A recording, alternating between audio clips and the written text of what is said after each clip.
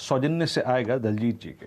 हमारे कार्यक्रम में मौजूद हैं दलजीत जी। बताइए, मिड कैप में इस वक्त आपको बहुत इंटरेस्टिंगली और बहुत क्रिटिकली पॉइज्ड क्या लग रहा है, वो स्टॉक जो कि आपके रडार पे है आज का मिड कैप फंड है आपके सौजन्य से? हाँ, तो वीरेंद्र जी, अभी हमने बात किया कि हम लोग केपेक्स साइकिल के ऊपर काफी बुलिश हैं, स्पेशली इंडस्ट्रियल केपेक्स पे।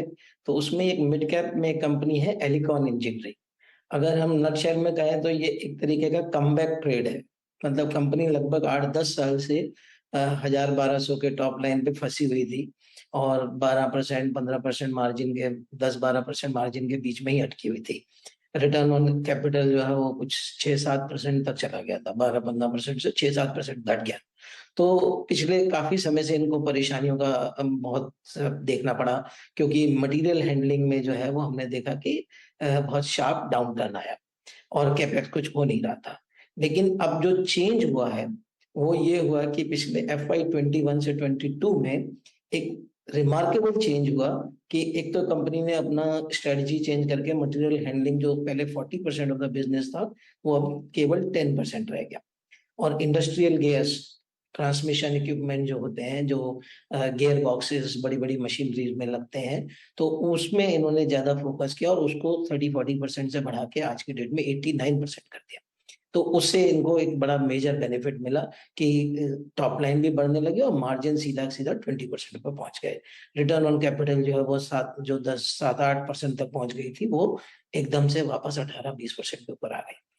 और स्टॉक पिछले 6-8 महीने से, जो जनवरी से अगर हम बात करें, तो 170 से 320 रुपए, 300, अभी 350 रुपए के आसपास हो गया है। बट आज की डेट में भी अगर हम देखें तो ये केवल 15 या 16 टाइम ऑफ FY 25 अर्निंग्स या 18 टाइम FY 24 अर्निंग्स पे अवेलेबल है। तो हम अगर कैपिटल साइकिल चालू होने की बात कर रहे हैं और जिस तरीके से पावर की कंपनियां, जो इनके मेजर कस्टमर है, पावर, सीमेंट, शुगर, ये सब कंपनियां जो जिस तरीके से कैपेक्स अनाउंसमेंट कर रही हैं, उसमें जो है इनको बहुत बड़ा बेनिफिट मिलता है। और अब कंपनी का जो ऑर्डर फ्लो है वो काफी तेजी से बढ़ता जा रहा है।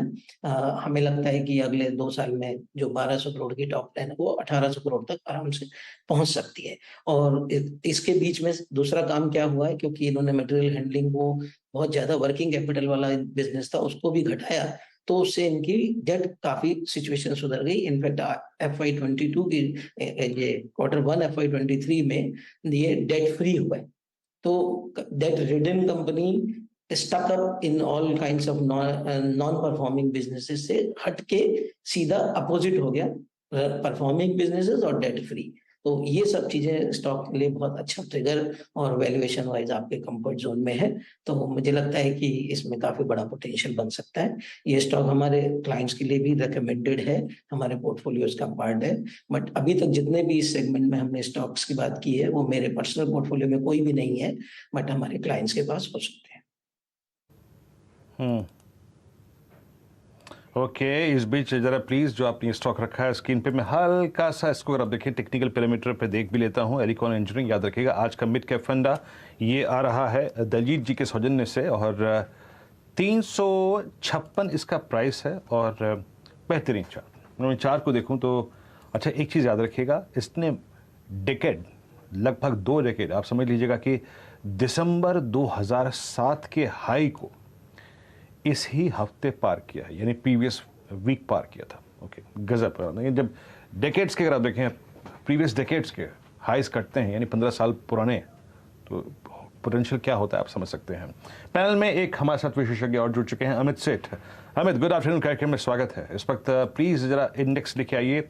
It's 17,312 Nifty day high and 37,900 almost Nifty Bank. आप क्या चीज कर रहे हैं इस वक्त Amit? Good afternoon Viren ji, good afternoon Niren ji. Viren ji, power sector stocks are doing well. उसमें से मेरे को BHEL का स्ट्रक्चर काफी अच्छा लग रहा है। BHEL का अगर हम चार्ट देखें तो इसने 200 डे पे काफी 3 से 4 दिनों का टाइम स्पेंड किया और वापस हम एक इसमें अप्रूव देख रहे हैं। तो BHEL का फ्यूचर्स में करंटली प्राइस है 55 का। लॉन्ग की सलाह है 57 के टारगेट्स रहेंगे और 54 का स्टॉप लॉस रहेगा। ओके, तो आप BHEL में नज़र रख सकते हैं। लेकिन इस बीच हमारे साथ 2 मेहमान आ गए स्टूडियो में, श्रीयुत यतुन मेहता जी और मल्होत्रा जी।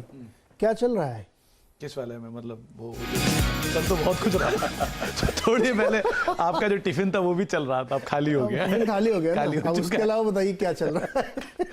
अच्छा नीरज जी, आज जो मेरे पास दो कंपनियां हैं उसमें एक तो है सबका चहेता IDFC First. Okay, IDFC First आज मतलब 15% भागा, वीकेंड से इसमें तो काफ़ी ज़्यादा मीम भी शुरू हो गए थे।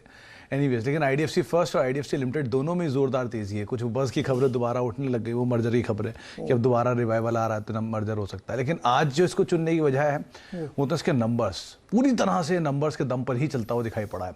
आईडीएफसी फर्स्ट में अगर आप नंबर्स देखेंगे तो इनके हर पैरामीटर में नंबर इस क्वार्टर में बेटर है। इनफैक्ट कल तो पेपर्स में भी था कि ऑल टाइम हाइस पर कंपनी के प्रॉफिटेबिलिटी जो है पहुंचते हुए दिखाई पड़ रही है।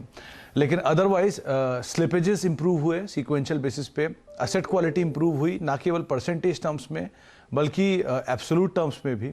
एनपीएज इंप्रूव तो हो ही रहे हैं सीक्वेंशियल बेसिस पर। लोन ग्रोथ, डिपॉजिट ग्रोथ दोनों में एक बढ़िया ग्रोथ वाई बेसिस पर भी, सीक्वेंशियली में भी। हालांकि डिपॉजिट सीक्वेंशियली थोड़े सबड्यूड थे, लेकिन वाई बेसिस पर वहां पर एक बहुत बढ़िया ग्रोथ आते हुए दिखाई पड़ी, प्लस पॉजिटिव कमेंट्री। ऐसे मल्टीपल ट्रिगर्स बनते चले गए स्टॉक के लिए। और ऑब्वियसली बात है, स्टॉक ऑलरेडी इतना ज़्यादा शॉर्ट्स में था, 24 रुपये के आसपास के लोज, 28 रुपये के आसपास के लोज इतना शॉर्ट्स में हो चुके थे, तो वहाँ से एक बढ़िया शॉर्ट कवरिंग ट्रिगर के तौर पे करते हुए काम करके गई। तो कई सारे ट्रिगर्स में एनपीएस के अंदर रिडक्शन, स्लिपेजेस में इम्प्रूवमेंट, इसके अलावा लोन ग्रोथ, डिपॉजिट ग्रोथ में बेहतरी और साथ साथ पॉजिटिव कमेंट्री, ऐसी कई सारी चीज़ें बनी जिसके दम पर आईडीएफसी फर्स्ट बैंक आज तेजी में रहा। और आईडीएफसी फर्स्ट के साथ साथ आज आईडीएफसी लिमिटेड में भी मूव आता हुआ दिखाई पड़ा। कई लोग ये पूछते रहते थे कि हमेशा वी वैद्यनाथन जी कहते थे अपने बोर्ड रूम में कि हम कोशिश कर रहे हैं, रिटेल पोर्टफोलियो को ज़्यादा बढ़ेंगे, इंस्टीट्यूशनल कम करेंगे, वो सब टारगेट। लोग कहते थे नंबर कहाँ है, तो अब वो कह रहे ये है नंबर। लेकिन ये एक क्वार्टर है, अब ये सस्टेनेबल है कि नहीं डिपेंड करता है। हाँ, क्योंकि एक चीज़ तो ये भी नहीं, इसमें ऑलरेडी इतने सिस्टम में शॉर्ट थे कि शॉर्ट कवरिंग भी इसको ट्रिगर कर गई। कि आप देखिए, इसके साथ साथ आपको इंडिया बुल्स हाउसिंग तेजी में दिखेगा, इंडसइंड बैंक तेजी में दिखेगा, आईडीएफसी लिमिटेड तेजी में दिखेगा। तो ये सब वही एक ही थाली के चट्टे बट्टे के तौर पर है, तो इसीलिए सब एक में ट्रिगर बना तो सब के साथ ट्रिगर बन गया। तो ये शॉर्ट कवरिंग भी एक सपोर्ट कर रही है अच्छे नंबर्स को, तो इसीलिए सस्टेन करता है कि नहीं, वो क्रूशल होगा। शॉर्ट तो बहुत ज़्यादा इसमें थे। आगे जाते हुए देखते हैं कि इनकी जो क्रेडिट कॉस्ट है वो कितनी बड़ी है, और उसके बाद फिर ये कितना लेंडिंग कर पाएंगे और कितनी क्रेडिट क्वालिटी कैसी होगी, ये सब अगले क्वार्टर्स में। लेकिन मानस, चार्ट में भी क्या कुछ कहानी बन रही है क्या आईडीएफसी फर्स्ट के? देखिए, कहीं ना कहीं रिवर्सल तो बिल्कुल दिखा है। आईडीएफसी लिमिटेड या आईडीएफसी फर्स्ट बैंक दोनों की बात करें तो आईडीएफसी फर्स्ट बैंक ज्यादा बेहतर इसलिए लगता है क्योंकि ये 200 मूविंग एवरेज के ऊपर अब ट्रेड होने लगा है। काफी बेहतरीन वॉल्यूम देखने को मिले हैं, और मेरा समझना है कि जो पूरा क्रैक हमने 68 रुपीज से देखा था 30 रुपए के आसपास, उसको पूरा रिट्रेस करेगा, एटलीस्ट 50% रिट्रेस करेगा, तो 50 रुपए तक के टारगेट्स आपको पोजिशनल बेसिस पे देखने को मिल सकते हैं। अभी भी खरीदारी करने के मौके, लेकिन बेहतर रहेगा कि थोड़ा करेक्शन देखने को मिले। तो 41 रुपए से लेकर 40 रुपए वो एक बहुत ही बढ़िया रेंज होगी जहां पर आप खरीदारी करिए। 36 रुपए के नीचे आपको स्टॉप लॉस रखना है और कम से कम 50 रुपए के टारगेट सेट करना है। तक की तेजी इस पे बन सकती है और रिवर्सल का ट्रेंड एक बनता हुआ दिख रहा है।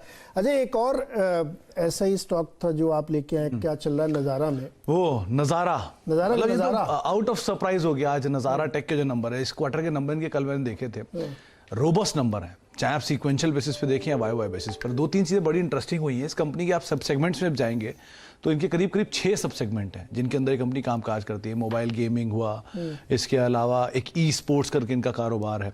तो ये सब कारोबार के नंबर्स बहुत ही स्ट्रांग आए हैं सीक्वेंशियल बेसिस पे। ये रियल मनी गेमिंग बिजनेस जो है ये 6 गुना बढ़ा है, 2 करोड़ से 13 करोड़। रियल मनी गेमिंग में असली पैसा, असली नहीं, वो जो आप देखते हो ना, इसमें वित्तीय जोखिम शामिल है, अच्छा, वो चलता है, रियल में असली पैसा लगता है। वो वित्तीय जोखिम वाले जो गेम है वो ये 6 गुना बढ़ा। और इसका एबिटा जो है वो घाटे से मुनाफे में गया इस सेगमेंट का, जिसकी वजह से एक बढ़िया नंबर है। एक नया सेगमेंट कंपनी के साथ ऐड हुआ है, वो सेगमेंट की तरफ से भी परफॉर्मेंस आनी शुरू हुई है, वो कारोबार की तरफ से कंट्रीब्यूशन है। प्लस इनके जो एग्जिस्टिंग बिजनेस हैं, जो गेमिंग के बिजनेस थे और बाकी एडवर्टीजमेंट बिजनेस हैं, वहाँ से अच्छे नंबर आने शुरू हो। तो सीक्वेंशियल बेसिस में ना केवल एक बिजनेस, अगर मैं इनके बाकी सब सेगमेंट्स भी उठा के देखूँ तो वहाँ से भी बहुत स्ट्रॉन्ग परफॉर्मेंस आते हुए दिखाई पड़ी है। एक एक करके आप सारे सेगमेंट देखिए पहले इसके सीक्वेंशियल बेसिस, यहाँ तो सिर्फ रियल गेमिंग ही दिख रहा है, लेकिन अगर आप बाकी नंबर्स पर नजर डालेंगे तो सबसे पहले इनका जो बिजनेस आता है एडटेक कारोबार, वो कारोबार अब तक रेवेन्यू नहीं जनरेट करता था, पहली बार उससे रेवेन्यू जनरेट हुआ इस क्वार्टर में, 33 करोड़ रुपए का सीधे सीधे रेवेन्यू है एक ही बार में। उसके अलावा वही कारोबार से एबिट भी बहुत स्ट्रांग आया है। इसके अलावा कंपनी के जो ई स्पोर्ट्स बिजनेस है वहाँ से रेवेन्यूज डबल हुए हैं और ई स्पोर्ट्स बिजनेस की जो एबिट है वहाँ पर भी स्ट्रॉन्ग ग्रोथ आई है सीक्वेंशियल बेसिस पर।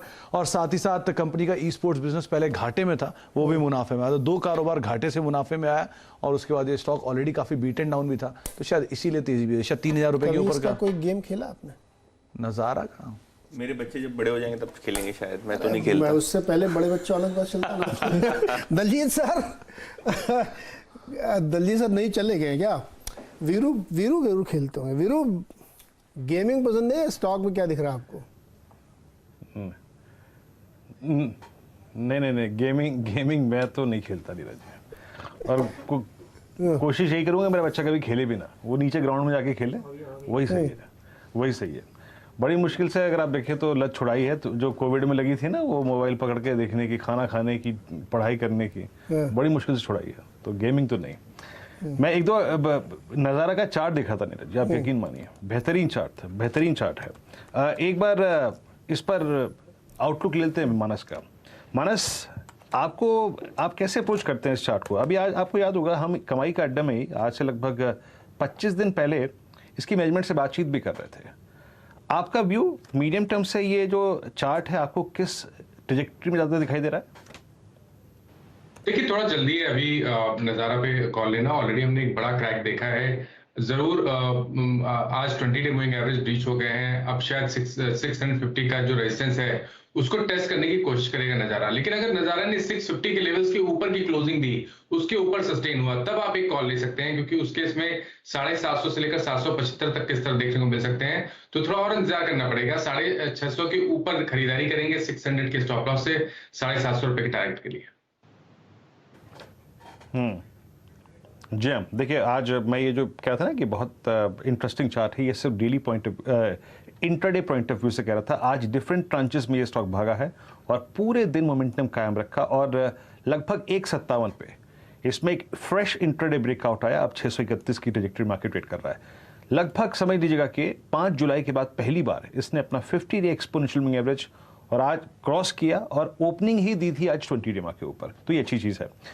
मीनवाइल अभी यतिन से बात करेंगे, लेकिन उससे पहले मार्केट से डे हाई निफ्टी 17,322 और बैंक निफ्टी लगभग 37,900 की ट्रेजेक्टरी में। और जो बात हम कह रहे थे ना कि रिलायंस स्पॉन्सर कर रहा है इस तेजी को, look at Reliance now at 2582।